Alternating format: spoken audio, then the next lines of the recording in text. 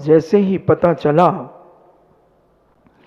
नीली को कि ये लांछन, मंदिर जाना तो वैसे ही बंद कर दिया और कहा अब आज के बाद तू कभी मंदिर नहीं जाएगी। नीली बैठ गई चारों प्रकार के आहारों का त्याग करके ईशान कोण में। पूर्व और उत्तर का कोना ईशान कोण कहलाता है। वहां समस्याओं का, जब तुम अनेक समस्याओं में ग्रसित हो जाओ, उस कोने में बैठ जाना, उसको बिल्कुल साफ रखना। पानी का टैंक हो सकता है उस जगह पर, कचरा मत रखना, झाड़ू आदि नहीं रखना, जूते चप्पल नहीं रखना, बिल्कुल साफ सुथरा रखना। और वहां बैठ करके आंख बंद करके चिंतन करना, कोई ना कोई हल निकल जाएगा। और नीली बैठ गई, आदिनाथ भगवान का स्मरण करती हुई बैठ गई और कहा कि मैंने अगर स्वप्न में भी अपने पति के अलावा किसी पुरुष को याद किया हो तो हे प्रकृति तू मुझे भस्म कर देना। और बैठ गई। वहां के रक्षक देव का आसन कंपायमान हुआ और रक्षक देव आता है और कहता है बेटी चिंता मत करो, चिंता मत करो, तुम्हारा ये लांछन कल सारी दुनिया के मुख से समाप्त हो जाएगा और तुम्हारी जय जयकार होगी, जय जयकार होगी तुम्हारी। अब उस रक्षक देव ने सारे नगर के चारों तरफ के दरवाजे बंद कर दिए। पहले नगरों में दरवाजे होते थे और चारों तरफ के दरवाजे बंद कर दिए और राजा को और सेठ साहूकारों को स्वप्न दे दिया कि ये दरवाजा तब खुलेगा जब कोई सीलवती नारी के पैर का स्पर्श होगा तो ये दरवाजा कड़कड़ करके खुल जाएगा। दरवाजे बंद हैं, रात्रि में बंद कर दिए गए और नीली ध्यान में बैठी है। चारों प्रकार के आहारों का त्याग करके प्रातः काल उठ करके किसान अपने खेतों पर जाने लगे हल लेकर के, मगर दरवाजा बंद। चौकीदार दरवाजा खोलने का प्रयास कर रहा है, चौकीदार से दरवाजा नहीं खुला। राजमहल में खबर गई, राजमहल से हाथी भेजे गए कि हाथी की मस्तक से धक्का लगेगा तो दरवाजा खुल जाएगा। मगर हाथी ने भी दरवाजा खोलने का प्रयास किया, दरवाजा चरमराया तो जैसे कभी शैतान बच्चे को मां मारती है और जब बच्चा ज्यादा शैतानी करता तो कमरे में बंद कर देती है और बाहर से दरवाजा बंद करती है तो वो बच्चा पीतम से हिला खोल खोल और ऐसा हिला देता है दरवाजा। ऐसे ही हाथी की ठोकर से, मस्तिष्क की ठोकर से दरवाजा हिलता तो मगर खुलता नहीं। सूर्य उदय हो गया।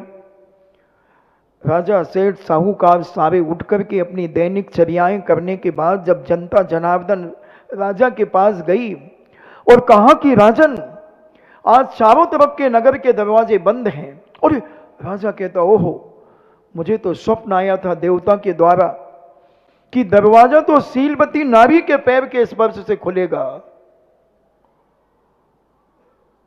और राजा ने कहा कि जाओ नगर की नारियां दरवाजा खोलो, दरवाजा खोलो। नारियां गईं,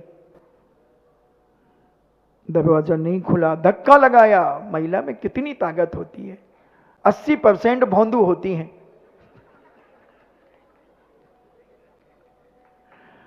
अस्सी 80% भोंदू होती हैं, मगर ये सब अपने आप को 20% मान रही हैं।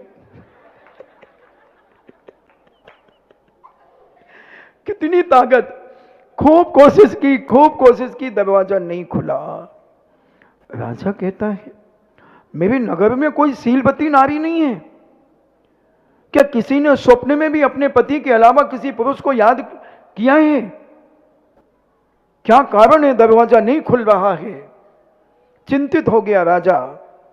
सेठों की मीटिंग बुलाई गई, सेठानियां भी गईं, यहां तक कि राजा की रानी भी चली गई। मगर वो हमने पहले बताई थी रानी, वो फल कोतवाल से बेस्या, बेस्या से रानी, रानी से पूरा घूम करके पुनः राजा के पास आ गया था। तो वो भी गई तो उससे नहीं खुला। राजा चिंतित था, ईशान कोण में बैठा हुआ आंख बंद करके चिंतित था। उसी समय ध्यान आया कि हमारे नगर में जिनदत्त सेठ की पुत्री नीली, जिसने 8 साल की उम्र में ब्रह्मचर्य धारण कर लिया था कि जब तक मेरा पाणी ग्रहण नहीं होगा जब तक मैं अखंड ब्रह्मचर्य का पालन करूंगी, और पाणी ग्रहण होने के बाद अपने पति के अलावा सारे दुनिया के पुरुषों को पिता और भाई और छोटे भाई की दृष्टि से देखकर अपने जीवन का अंत करूंगी। कहां है नीली? राजा खुद समुद्रदत्त के घर आए और कहा, नीली, नीली बेटा, मैं राजा आया हूं। नीली ध्यान में थी। राजा अंदर प्रवेश करते हैं, नीली का ध्यान भंग करते हैं। बेटा लाज बचा लो, मैं कच्छ की लाज बचा लो बेटा। पिताजी, मुझे तो सारे नगर में बदनाम कर दिया है कि मैं दुराचारणी हूं। नहीं बेटा, तुम ही बचाओगी मेरे नगर की लाज।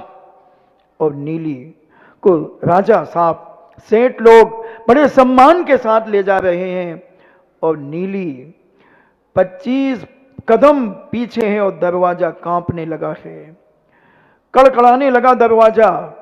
और नीली जैसे ही वहां पहुंचती है और पैर का अंगूठा लगाती है और चारों दरवाजे कड़ कड़ कड़ करके खुल जाते हैं। सारे नगर में नीली का जय जयकार हो जाता है। अतिशय जय जयकार, अतिशय क्षेत्र, जय जयकार, अतिशय क्षेत्र। वो नगर ननन चरणों में आकर के गिर जाती है। भाभी मां, मुझे माफ कर दो, भाभी मां, मुझ दुच्चरिंद्री को माफ कर दो। मैंने आपके ऊपर लांछन लगाया। आप एक पवित्र नारी हैं, आपने आज हमारे इस नगर की लाज रखी। धन्य है ऐसी भाभी मां, हर व्यक्ति की भाभी मां ऐसी हो। और नीली ने एक मंद मुस्कान के साथ अपनी ननन को गले लगा लिया। ननन छूटकर चरणों में गिर गई और अश्रुपात से नीली के पैरों का पाद प्रक्षालन कर दिया और कहा, भाभी हो तो ऐसी, भाभी हो तो ऐसी सीलवती नारी। सुनो मेरी बहुओं, बेटियों, नारी अपने सील को पवित्र करो। मत देखो ऐसे सीरियल जो तुम्हारे जीवन में वासना को पैदा करते हैं, विकृति पैदा करते हैं, पर पुरुषों के प्रति तुम्हें आकर्षित करने का प्रयास करते हैं। ऐसे सीरियल देखकर अपने चरित्र को गर्त में ले जाने का प्रयास मत करो। ये भौतिकवाद का युग है। पंच इंद्रियों की विषयों की लोलुपता दिन दूनी रात चौगनी बढ़ने वाली है, बढ़ रही है। मगर पंच परमेष्टि की शरण में आकर अपने आप को धन्य करो। यही जीवन की सार्थकता है, यही जीवन की पवित्रता है। और जहां सील है वहां सब कुछ है बंधुओं। वो एक हमने बताया था कि इंग्लिश में कहावत आती है कि धन गया तो कुछ नहीं गया, स्वास्थ्य गया तो कुछ गया, और चरित्र गया तो सब कुछ चला गया। नारी के पास चरित्र के अलावा अब कुछ नहीं होता बंधुओं, कुछ नहीं होता।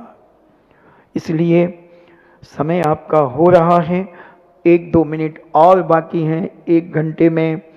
तो मैं चाहता हूं, क्या पता जिसके पीछे रात उसकी क्या बात। समझें प्रवचन को, 4-5 दिन के प्रवचन अपने जीवन में उतार करके अपने आप के परिवार को धन्य करें, अपने स्वयं को धन्य करें, आगे आने वाली पीढ़ी को भी पवित्रता से भरें। तभी ये मनुष्य पर्याय और जैन कुल सार्थक होगा बंधुओं। ऐसे मनुष्य पर्याय तो अनेकों बार मिली, मगर जैन कुल मिलना बहुत दुर्लभ है। दुर्लभतम दुर्लभ है। न जाने कौन सा साथी से पुण्य होगा तुम्हारा कि तुमने इस जैन कुल में जन्म लिया, भारत क्षेत्र में जन्म लिया, आर्य खंड में जन्म लिया, उच्च कुल में जन्म लिया, और देव शास्त्र का सानिध्य तुम्हारे जीवन में तुम्हें मिला। अगर इसका हमने दुरुपयोग कर दिया तो बंधु ये पक्का है, भव भगवान तब तक, हजारों भव तक तुम्हें दोबारा ये भव, ये कुल नहीं मिलेगा। क्योंकि जब तुम इसका अपमान करोगे तो फिर तुम्हें कैसे मिलेगा। ऐसे पवित्र क्षेत्र को अपने जीवन में तुम्हारी भी जय जयकार हो और क्षेत्र की भी जय जयकार हो, तभी इस मनुष्य पर्याय की सार्थकता होगी। क्योंकि आज की बेटियों को संभालना बहुत मुश्किल है। बहुत जोरों से हवा चल रही है, खाने की, पीने की, पहनने की, ओढ़ने की, देखने की, इतनी गंदी हवाएं चल रही हैं।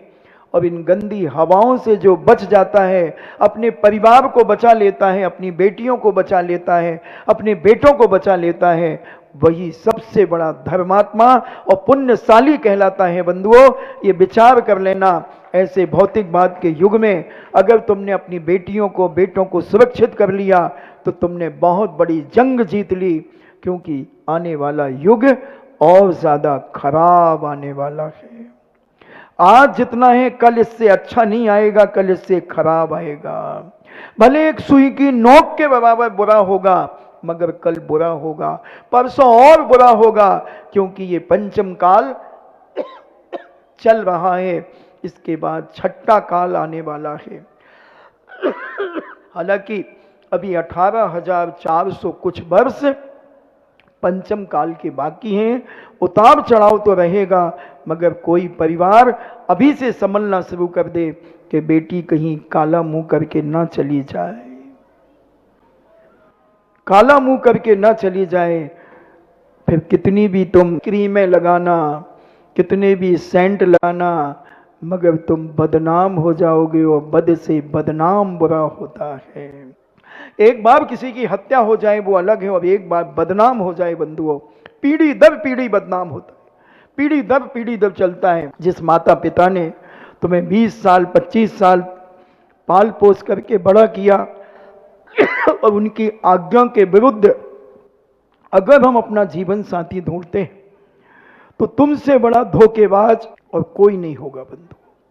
जो अपने माता पिता को रुला करके जाए वो परिवार का सदस्य नहीं था, वो सगा बनकर के दगा देने के लिए आया था, धोखा देने के लिए आया था।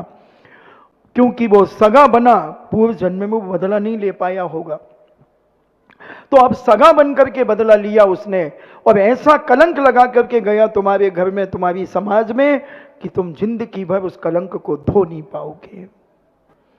कलंक कितना खतरनाक होता है।